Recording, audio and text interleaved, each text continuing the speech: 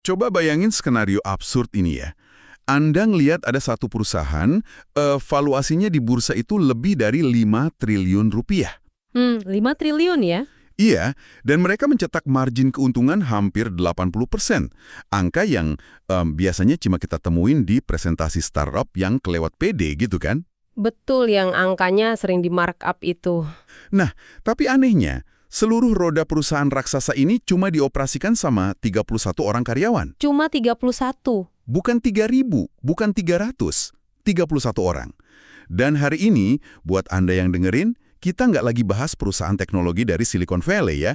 Kita lagi ngomongin PT Yulia Sekuritas Indonesia Tbk atau kode emitennya UL. UL.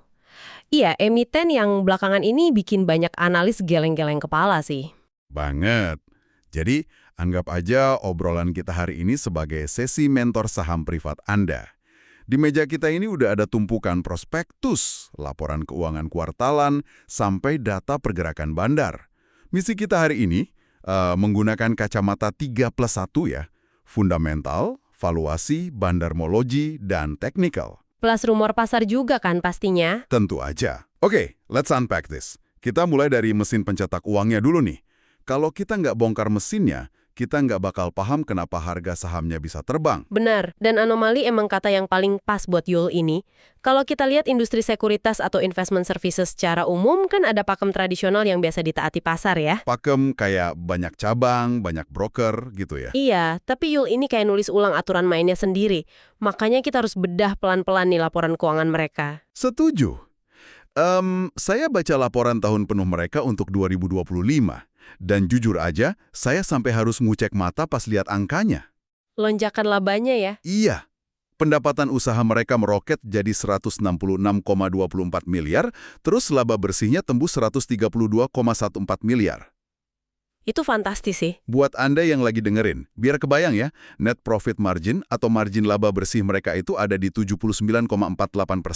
Gila kan? Maksudnya, dari setiap 100 ribu rupiah yang masuk ke kasir mereka, hampir 80 ribu itu langsung jadi laba bersih. Bisnis apa coba di sektor real yang bisa kasih margin segitu tanpa melanggar hukum? Hampir nggak ada ya, kecuali Anda kebetulan memonopoli satu industri penuh. Margin 79% di perusahaan sekuritas mid-cap tuh nunjukin satu hal yang jelas. Apa tuh? Struktur fixed cost atau biaya tetap mereka itu luar biasa rendah. Di industri keuangan, beban paling gede itu biasanya di infrastruktur fisik, biaya sewa cabang, dan pastinya gaji broker yang mahal-mahal itu. Nah, yang 31 karyawan tadi kan? Tepat. Kalau mereka bisa cetak margin segede itu, dengan karyawan seminim itu, artinya sistem digitalisasi mereka udah menggantikan mayoritas fungsi manusia. Ini bukan broker tradisional lagi sih. Ini lebih kayak mesin algoritmik pencetak uang ya? Betul, efisiensinya maksimal. Tapi, tunggu dulu nih. Narasi mesin pencetak uang ini tiba-tiba hancur berantakan pas saya balik halaman ke laporan kuartal 1 tahun 2026 mereka. Masa kerugian itu ya? Iya, tiba-tiba Yule laporin ada rugi bersih sebesar 6,84 miliar. Kayak, wah ini ibarat toko kue musiman yang untung gede banget pas lebaran, tapi nombok parah di bulan-bulan biasa gitu loh. Teknologi toko kue yang menarik. Kan tadi Anda bilang mesinnya efisien banget. Terus kenapa mesin seefisien ini tiba-tiba kehabisan bensin di 3 bulan pertama tahun ini? Rugi ya tetap rugi dong. Secara di atas kertas emang rugi. Tapi yang menarik di sini adalah kita harus bedah dari mana asal kerugian itu. Di securities itu kan ada 2 kantong utama buat nyetak uang ya. Fee-based income dari nasabah, sama satu lagi? Proprietary trading alias portofolio investasi perusahaan itu sendiri. Nah, di awal 2026 ini kan IHSG kita ngalamin koreksi yang lumayan tajam tuh. Oh, oke. Jadi ini imbas market lagi merah. 100%. Yang menekan laporan keuangan Your Life di Q1 itu bukan karena beban operasional mereka bengkak, tapi murni karena unrealized loss dari portofolio efek mereka. Jadi maksudnya, aset saham yang mereka pegang nilainya turun ngikutin pasar. Iya, mereka nggak benar-benar ngejual saham itu dalam posisi cut loss kok. Cuma karena ada aturan akuntansi mark to market, mereka dipaksa nyatat penurunan nilai itu sebagai kerugian periode berjalan. Make sense. Jadi secara cash flow sebenarnya mereka aman-aman aja ya? Sangat aman. Apalagi kalau kita tarik datanya sedikit lebih jauh ke belakang, Anda bakal lihat kenapa kerugian 6,8 miliar itu sama sekali bukan sinyal bahaya. Coba bandingin sama kuartal 1 tahun lalunya deh. Nah itu, di Q1 2025, tahun di mana mereka akhirnya cetak rekor laba ratusan miliar itu, kerugian Q1 mereka malah jauh lebih parah, yaitu 8,60 miliar. Red, berarti kerugian yang sekarang ini justru menyusut dong? Betul, menyusut lebih dari 20% year on year. Artinya struktur mesin mereka nggak goyah sama sekali. Mereka cuma lagi navigasi volatilitas pasar aja, yang emang udah jadi resiko sistemik buat semua broker. Oke, argumen yang sangat masuk akal. Saya bisa terima kalau volatilitas mark to market itu makanan sehari-harinya perusahaan sekuritas. Iya, wajar banget di industri ini. Tapi nih, ini bawa kita ke satu masalah yang jauh lebih gede. Kalau mesin ini emang bisa cetak margin 80% pas pasar lagi bagus, pasar di luar sana rupanya udah sadar banget soal ini. Dan mereka ngasih harga mahal ya? Sangat mahal. Ini bawa kita ke poin kedua kita, soal valuasi. Saat ini kapitalisasi pasar Yule itu ada di angka 5,35 triliun. Peringkat 1 loh di subindustri investment service. Iya, duduk manis di peringkat pertama. Tapi mari kita lihat price tag-nya buat Anda yang mau beli. PBV mereka itu ada di angka 8,51 kali. Dan PE ratio-nya nyentuh 40,48 kali. Valuasi super premium. Super premium. Buat Anda yang investasinya gaya konservatif, dengar angka segini pasti alarm di kepala langsung bunyi. Udah overvalued banget kelihatannya ya. Kan sebagai perbandingan ya, sekuritas raksasa lain kayak Panin Sekuritas atau PANS, itu PBV-nya cuma 0,77 kali. Itu diskon di bawah nilai buku loh. Terus PE-nya cuma 9,9 kali. Jauh banget bedanya. Belum lagi Trimega Sekuritas atau TRIM, PBV-nya di 1,56 kali.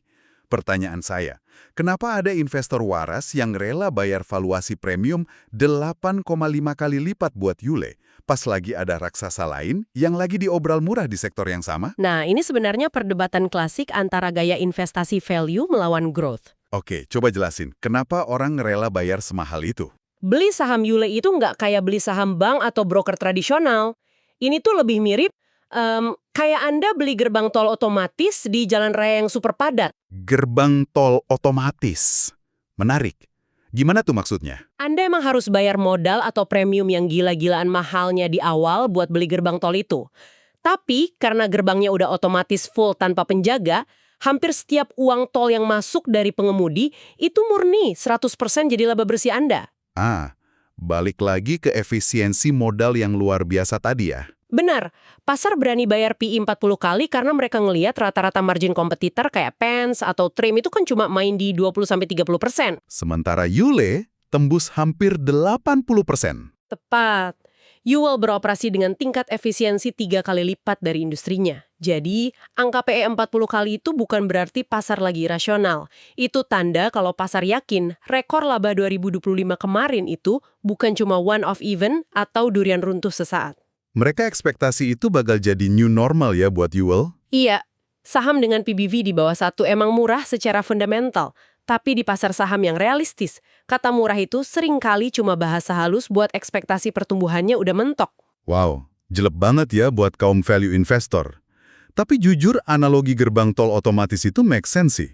Cuma, kalau pasar mandang gerbang tol ini sebegitu menggiurkannya, pertanyaan logis saya selanjutnya adalah, siapa sih yang sebenarnya nguasain gerbang ini? Nah, ini ranahnya bandarmologi.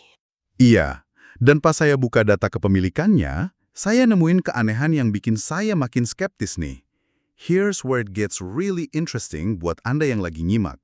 Apa yang Anda temuin di struktur kepemilikannya? Di atas kertas, Yule ini ngeklaim kalau porsi saham masyarakat atau publik itu nyentuh 67,27%. Bahkan, free float teoritisnya itu 74,78%. Angka yang sangat gede buat ukuran saham publik. Normalnya ya, dengan free float segede itu, kita lagi ngomongin saham yang super liquid. Harusnya tersebar di puluhan ribu atau bahkan ratusan ribu investor retail kan? Betul, logikanya begitu. Tapi realitasnya, jumlah pemegang saham Yule itu cuma 599 pihak. Cuma 500-ang? Iya, gimana ceritanya sebuah perusahaan senilai 5 triliun lebih yang katanya dilepas ke publik secara masif, ternyata cuma dipegang sama 500-an entitas. Ini mah bukan pasar bebas. Ini kelihatan kayak arisan keluarga elit aja. Nah, Anda baru aja menyentuh inti dari ilusi likuiditas di pasar modal kita. Ilusi likuiditas gimana maksudnya? Angka free float yang gede di atas kertas itu nggak selalu berbanding lurus sama distribusi retail yang merata. Pas Anda ngeliat cuma ada 599 pihak di saham mid-cap segede ini, itu tuh sinyal terang benderang adanya konsolidasi tingkat dewa. Jadi barangnya nggak benar-benar ada di pasar. Saham ini udah diakumulasi kuat dan diparkir di kantong-kantong besar. Investor retail biasa hampir nggak punya barangnya sama sekali. Oke, mari kita sebut nama-nama kantong besar ini ya. Kita lihat ada Sabrina Evelyn Elian. Belakangan ini dia ngurangin kepemilikannya, turun dari 5,18% ke 4,43%. Agak turun ya porsinya. Terus entitas asing kayak Bank of Singapore Limited itu kelihatan anteng-anteng aja jaga porsi di 5,76%. Tapi yang paling penting, kendali mutlaknya itu dipegang sama Oke Setiawan sejak RUPST 5 Mei 2023. Dia ini pemegang saham pengendalinya. Sang PSP ya? Nah, pertanyaan saya, aksi jual dari Sabrina ini apakah bisa kita baca sebagai red flag? Saya sih nggak bakal ngebaca itu sebagai bendera merah ya. Penurunan sedikit dari 5%-an ke 4%-an itu lebih kelihatan kayak penyesuaian portfolio rutin. Atau ya sekedar profit taking terukur aja. Bukan karena dia mau kabur, eksodus gitu ya? Bukan. Yang jauh lebih krusial buat Anda perhatikan dari struktur kepemilikan ini tuh bukan siapa yang lagi jualan, tapi senjata apa yang lagi disimpan sama si pengendali si Oke Setiawan ini. Maksud Anda, tumpukan saham treasury mereka? Tepat. Yule saat ini punya 11,08% saham treasury di kantong mereka. Ini sisa buyback masa lalu dan persentasenya tuh masif banget loh. Tapi tunggu sebentar. Kalau emang manajemen peduli sama pemegang saham dan pengen moles laporan keuangan, kenapa saham treasury itu nggak dimusnahin aja? Dimusnahin gimana maksudnya? Ya kan, kalau 11% saham itu dihapus dari peredaran, otomatis earnings per share atau laba per saham mereka bakal melonjak tajam karena jumlah pembaginya makin kecil. Bukankah itu langkah paling logis buat menjustifikasi valuasi PE 40 kali mereka tadi? Memusnahkannya emang bakal naikin EPS dalam semalam secara instan, tapi itu langkah taktis jangka pendek banget sih. Terus kenapa mereka tahan? Manajemen yang nahan 11% treasury ini sebenarnya lagi megang fleksibilitas strategis tingkat tinggi. Saham ini tuh ibarat mata uang yang bisa mereka cetak kapan aja tanpa harus capek-capek right issue. Oh, buat program karyawan gitu ya? Bisa. Mereka bisa pakai itu buat Employee Stock Ownership Plan atau ESOP, buat ngiket talenta-talenta algoritmik terbaik mereka biar nggak dibajak.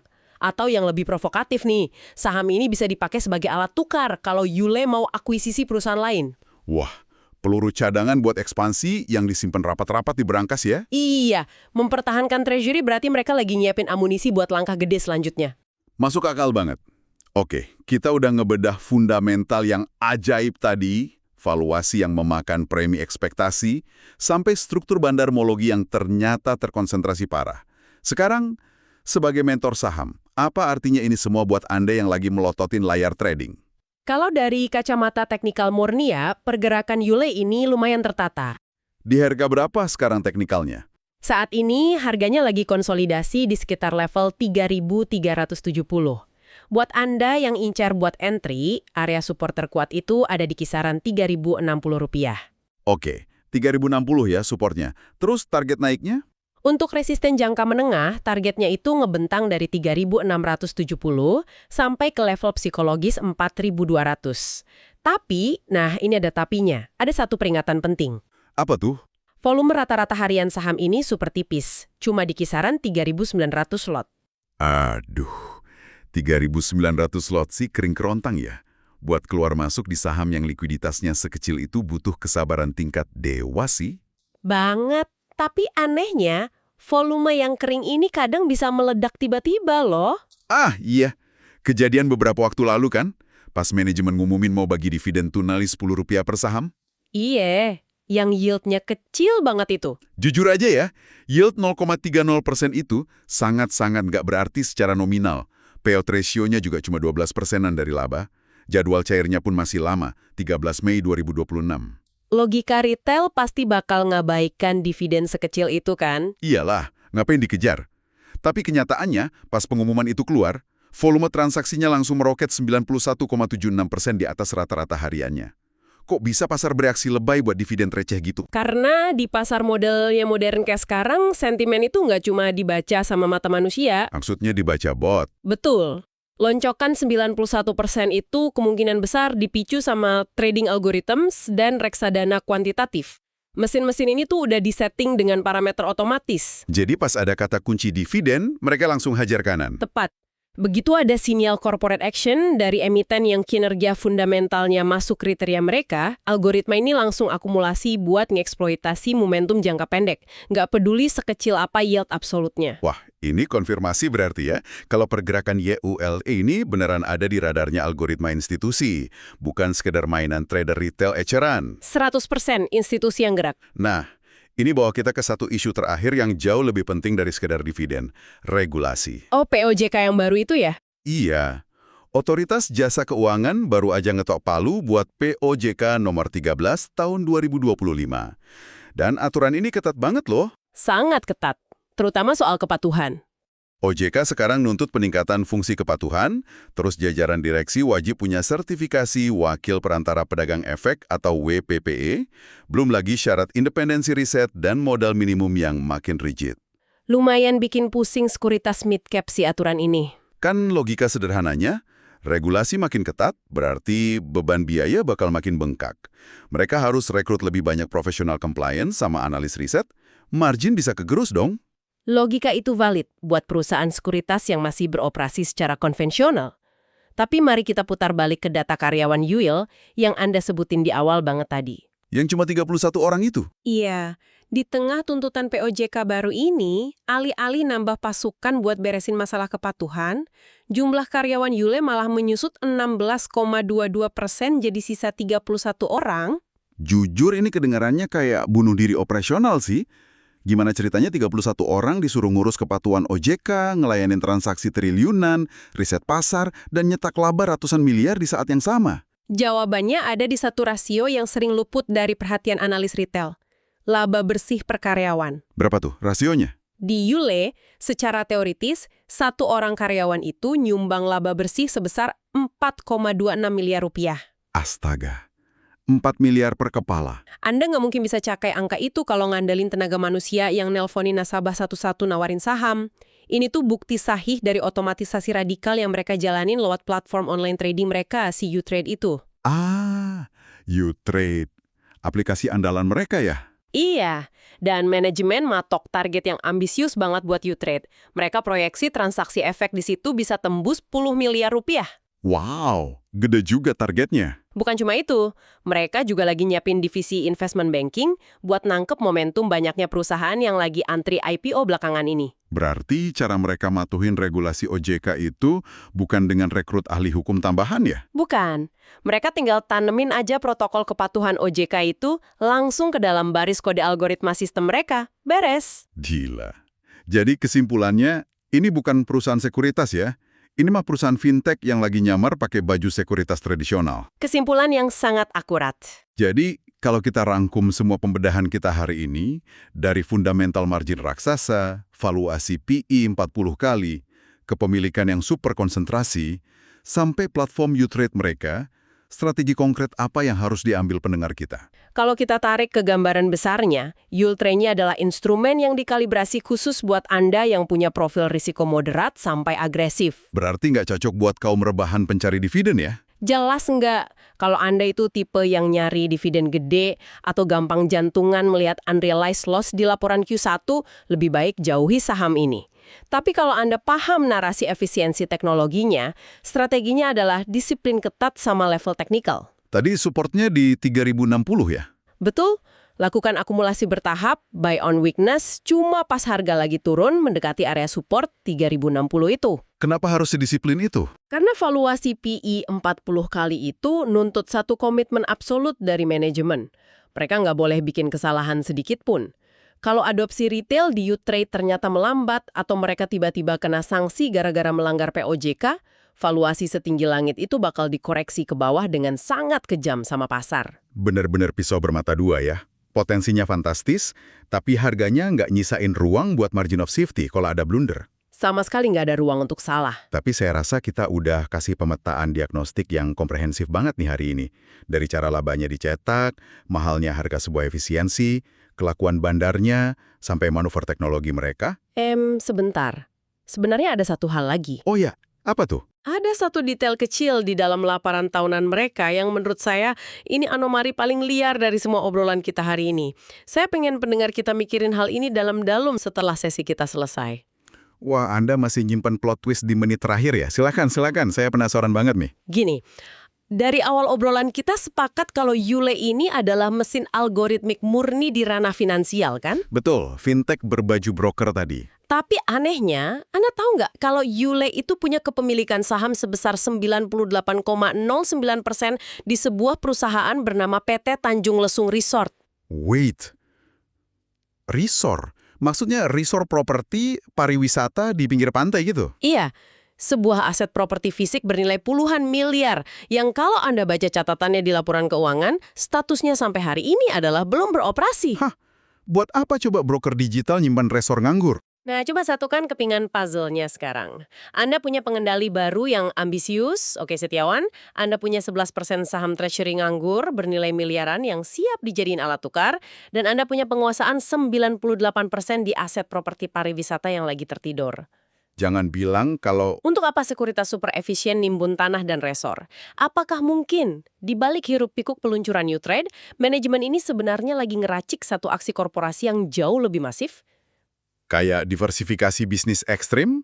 Atau malah backdoor listing buat perusahaan properti lain? Bisa jadi injeksi aset silang yang sama sekali belum masuk radar hitungan valuasinya para analis di luar sana. Wow, itu benar-benar mengubah semua perspektif kita sih. Kalau pasar di luar sana ngevaluasi mereka murni pakai metrik finansial, teknologi, ternyata mereka diam-diam jadi tuan tanah, berarti valuasi PE 40 kali tadi bisa jadi nggak semahal yang kita kira dong. Atau sebaliknya, itu bisa jadi manuver berisiko tinggi yang bakal ngubah DNA perusahaan mereka secara permanen. We never know. Gila, ini bikin kita harus mikir jauh nembus rasio angka di atas kertas ya. Luar biasa. Buat Anda yang udah nyimak dari awal, inilah alasannya kenapa kita selalu ngebedah sampai ke akar-akarnya. Di bursa emang nggak pernah ada garis lurus. Bener banget. Selalu ada variabel tersembunyi yang nunggu buat ditemuin. Ingat ya, obrolan kita soal metrik dan anomali Yuligil hari ini cuman ngasih Anda kerangka berpikirnya aja. Keputusan akhir buat mencet tombol buy atau sell selalu murni ada di ujung jari Anda sendiri. Tetap kritis dan perhatiin gerak-gerik bandar besarnya. Pastinya. Jangan lupa untuk selalu do your own research. Terima kasih udah gabung di sesi mentor kita hari ini, dan sampai jumpa di pembedahan emiten kita yang berikutnya.